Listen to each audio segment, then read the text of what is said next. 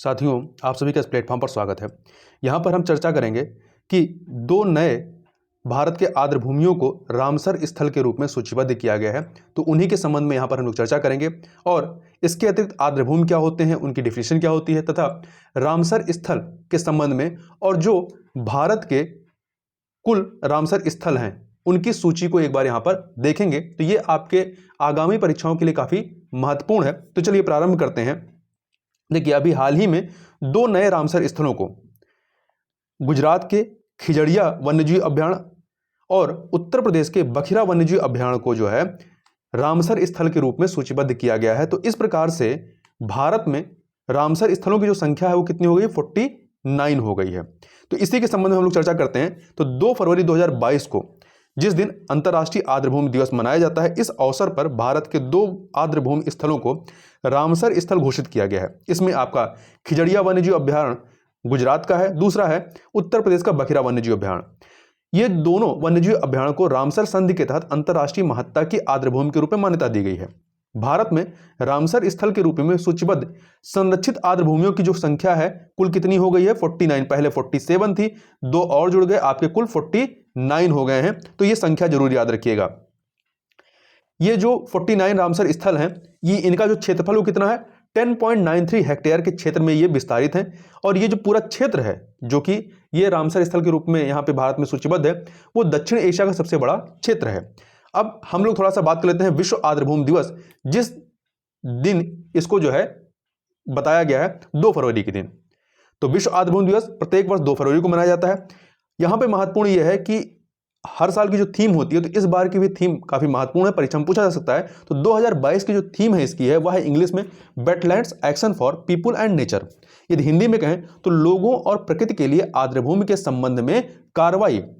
आगे चलते हैं, अब एक एक करके हम लोग दोनों जो वन्यजीव अभयारण्य या पक्षी अभयारण्य है उनकी चर्चा कर लेते हैं। सबसे पहले हम लोग खिजड़िया वन्यजीव अभयारण्य की बात करते हैं। तो ये गुजरात के जामनगर में स्थित है।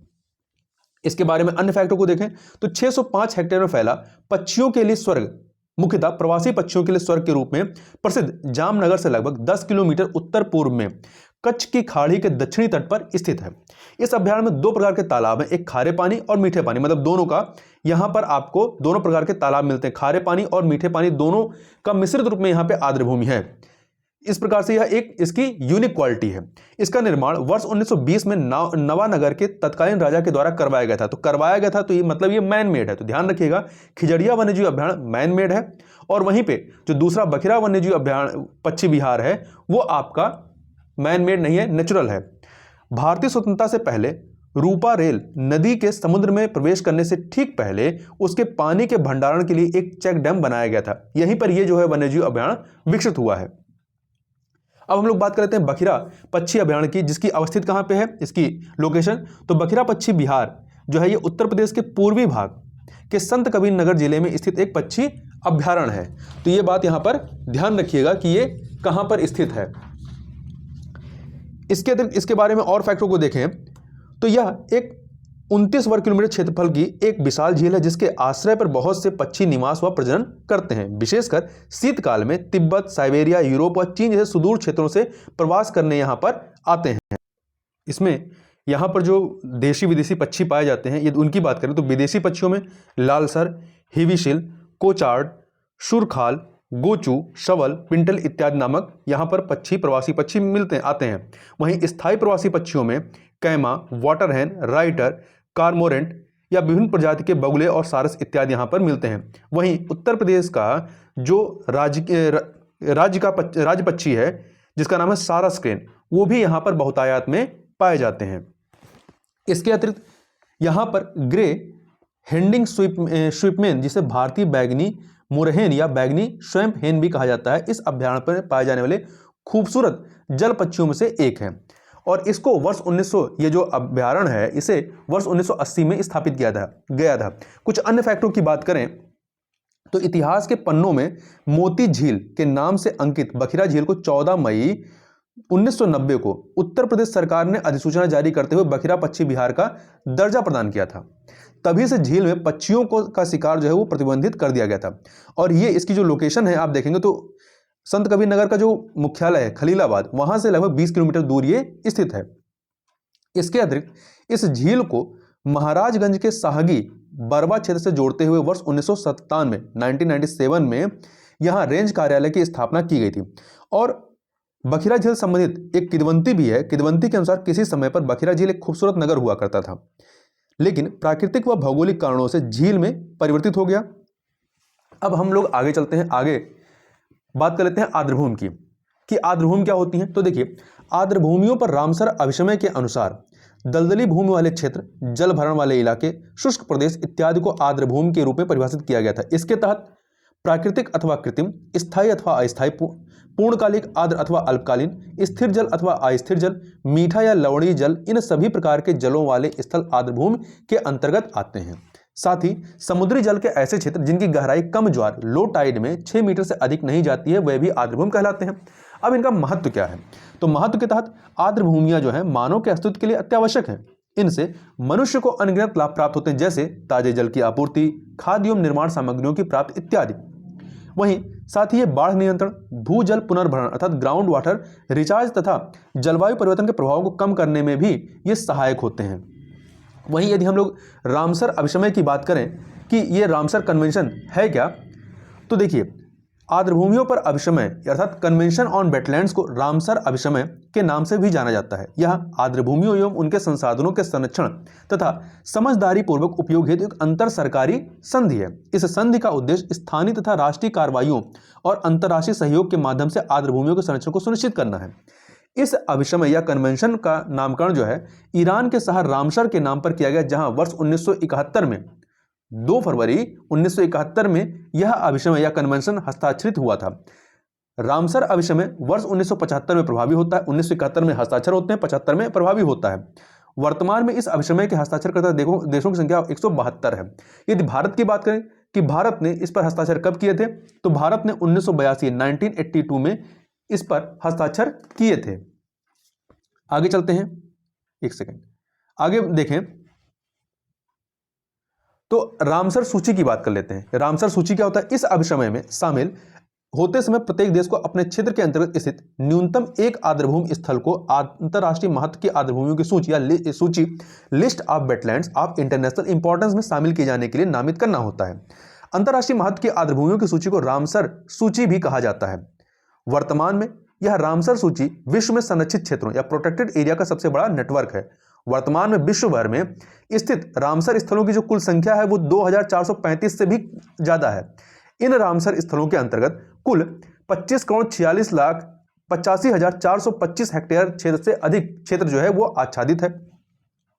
रामसर सूची की कुछ खास बातों की बात करें तो रामसर सूची में शामिल होने वाला प्रथम स्थल ऑस्ट्रेलिया का कोबोर्ग प्रायद्वीप था, जिसे वर्ष 1974 में रामसर स्थल के रूप में निर्दिष्ट किया गया था। दूसरा पॉइंट देखें, रामसर सूची में शामिल सबसे बड़ा स्थल ब्राजील का रियो निग्रो है। इस स्थल के अंतर्गत 1,20,000 वर्ग किलोमीटर से अधिक का क्षेत्र आच्छादित है तथा यूनाइटेड किंगडम के सर्वाधिक 175 स्थल जो है रामसर सूची में शामिल है। इसके बाद दूसरे नंबर पर मैक्सिको आता है, जिसके 142 स्थल इसमें शामिल हैं। यहीं पर हम लोग रामसर स्थल से संबंधित मोन्ट्रेक्स रिकॉर्ड, कौन सा मोन्ट्रेक्स रिकॉर्ड की भी चर्चा थोड़ा सा कर लेते हैं, क्योंकि कई बार पूछा जाता है। तो देखिए, रामसर सम्मेलन के तहत मोन्ट्रेक्स रिकॉर्ड अंतर्राष्ट्रीय महत्व की आर्द्रभूमियों की सूचियों पर ऐसे आर्द्रभूमि स्थलों का एक रजिस्टर है जहां तकनीकी विकास, प्रदूषण या अन्य मानवीय हस्तक्षेप के कारण पारिस्थितिकी स्वरूप में नकारात्मक परिवर्तन आया है, आने वाला है या आने की संभावना है। तीनों कंडीशन होती है, नकारात्मक परिवर्तन आ गया है या आने वाला है, आने की संभावना है। इन रिकॉर्ड में स्थलों को जोड़ना या हटाना उस क्षेत्र के पार्टीज की अनुमति के बिना नहीं हो सकता है। मोन्ट्रेक्स रिकॉर्ड में भारत का सबसे पहला स्थल राजस्थान का केवलादेव राष्ट्रीय उद्यान था, जो 1990 में इसमें शामिल किया गया और अभी तक इसमें यह शामिल है। इसके बाद 1993 में उड़ीसा की चिल्का झील और मणिपुर की लोकटक झील को मोन्ट्रेक्स रिकॉर्ड में शामिल किया गया। सरकारी प्रयासों से 2002 तक चिल्का झील पर उत्पन्न पारिस्थितिकी संकट का समाधान कर लिया गया और उसे मोन्ट्रेक्स रिकॉर्ड की सूची से बाहर निकाल दिया गया, जबकि लोकटक झील अभी भी इस सूची में शामिल है। तो केवलादेव राष्ट्रीय उद्यान और लोकटक झील अभी भी इसमें शामिल है। तो इस प्रकार से कह सकते हैं मोन्ट्रेक्स रिकॉर्ड जो है, जो इसमें संकटापन्न आर्द्रभूमियां होती हैं उनको वहां पर शामिल किया जाता है। अब हम लोग बात कर लेते हैं भारत में स्थित जो कुल 49 रामसर स्थल हैं उनके नामों की चर्चा कर लेते हैं, देख लेते हैं कि वो किन राज्यों में स्थित हैं। 47 पहले थे, 2 और जो शामिल हुए, तो टोटल 49 की है। एक बार हम लोग यहाँ पर देख सकते हैं किस राज्य में वो स्थित है। तो चलिए प्रारंभ करते हैं। अष्टमुडी आर्द्रभूमि ये आपका केरला में है, भितरकनिका मैंग्रोव उड़ीसा में है, भोज आर्द्रभूमि मध्य प्रदेश, चंद्रताल आर्द्रभूमि हिमाचल प्रदेश, चिल्का झील उड़ीसा, दीपोर बील असम, पूर्वी कलकत्ता आर्द्रभूमि पश्चिम बंगाल, हरिके झील पंजाब में है, होकेरा आर्द्रभूमि जम्मू कश्मीर, कांजली पंजाब में, केवलादेव राष्ट्रीय उद्यान राजस्थान, कोलेरू झील आंध्र प्रदेश, लोकटक झील मणिपुर, नल सरोवर गुजरात में, पॉइंट केलीमर वन्यजीव और पक्षी अभ्यारण्य तमिलनाडु में, और पोंग बांध झील हिमाचल प्रदेश में है।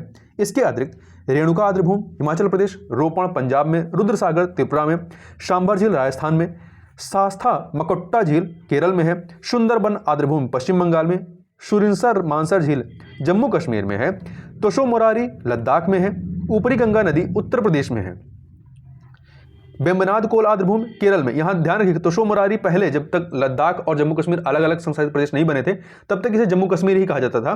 तो अब जब भी पूछेगा तो याद रखिएगा लद्दाख में है ये। बूलर झील जम्मू कश्मीर में, नांदूर मदमेश्वर महाराष्ट्र में है, केशोपुर मियानी सामुदायिक रिजर्व पंजाब में, ब्यास संरक्षण रिजर्व पंजाब में है। इसके अतिरिक्त नांगल वन्यजीव अभ्यारण्य पंजाब में, नवाबगंज पक्षी अभ्यारण्य उत्तर प्रदेश, पार्वती आरगा पक्षी अभ्यारण्य उत्तर प्रदेश, समान पक्षी अभ्यारण्य उत्तर प्रदेश, शमसपुर पक्षी अभ्यारण्य उत्तर प्रदेश, सांडी पक्षी अभ्यारण्य उत्तर प्रदेश, सरसई नवर झील उत्तर प्रदेश, काबरताल आर्द्रभूमि बिहार में। तो ध्यान रखिएगा बिहार का एकमात्र जो आर्द्रभूमि स्थल है जो रामसर सूची में शामिल है वो है काबरताल। आसन संरक्षण रिजर्व उत्तराखंड, तो ये आसन संरक्षण रिजर्व और काबरताल आर्द्रभूमि एक साथ शामिल किए गए थे। सूर सरोवर उत्तर प्रदेश, लोनार झील महाराष्ट्र में, तोशोकर आर्द्रभूमि लद्दाख, बधवाना आर्द्रभूमि गुजरात में, थोल झील वन्यजीव अभ्यारण्य गुजरात में, भिंडवास वन्यजीव अभ्यारण्य हरियाणा में, सुल्तानपुर राष्ट्रीय उद्यान हरियाणा में है। और यहां ध्यान रखिएगा जो उत्तर प्रदेश का लेटेस्ट शामिल हुआ था इसके पहले, बखिरा के पहले, वो था हैदरपुर वन्यजीव अभ्यारण्य। ठीक है, तो जब हैदरपुर शामिल हुआ था तो उत्तर प्रदेश में कुल संख्या हो गई थी 9।